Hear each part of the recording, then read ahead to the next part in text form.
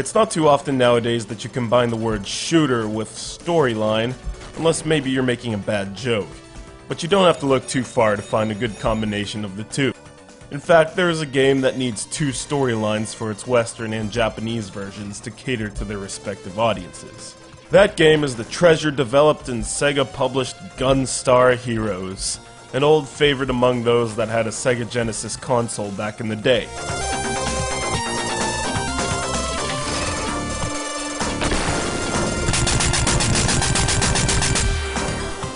To tell the story of GUNSTAR Heroes is to begin that of Treasure, the Japanese company that is a cult favorite among those who have good taste in shoot-em-ups like Ikaruga, Radiant Silvergun, and Bangai-O.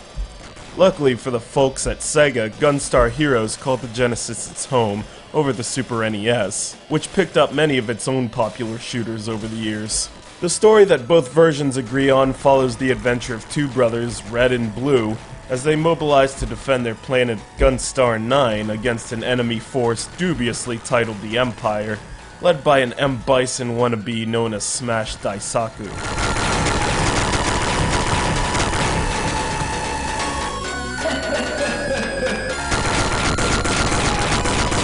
Illustrated in an excellent platform shooter format, you will choose either brother to fight with against the enemy horde in classic Treasure style. Before you begin shooting bad guys, however, you need to choose which weapons you will be using, all with their own advantages, but it's likely you will find a preference. I've always been a fan of seeking lasers, and that's exactly what I went with, along with freeform shooting over fixed form, which means that you must stop moving to shoot. Don't really see the logic in that. This game will appeal highly to fans of other run-and-gunners like Contra or Metal Slug with its rapid-fire speed, screens covered with enemies, and the intermittent power-ups you'll be able to collect when they come around. Sometimes I feel like I've zoned out in the middle of the heated battle, doing my best to dodge enemy gunfire while laying on the fire button, but maybe it's because this game just looks so damn good. Animation is smooth and continuous and sometimes even ahead of its time, like the boss Bravoo Man, who reminds me more of Vector Man than anything else with its boxy 3D body.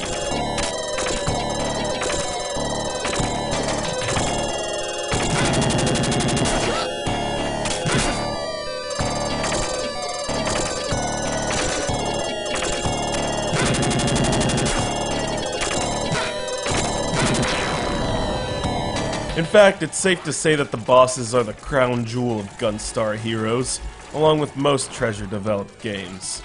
Usually taking up most of the screen, each boss can seem pretty intimidating, but probably the most memorable is the 7 Force, a killing machine with multiple forms that you will encounter in the minecart level. It's fascinating to see all its forms and is easily one of the more impressive boss battles I have ever played.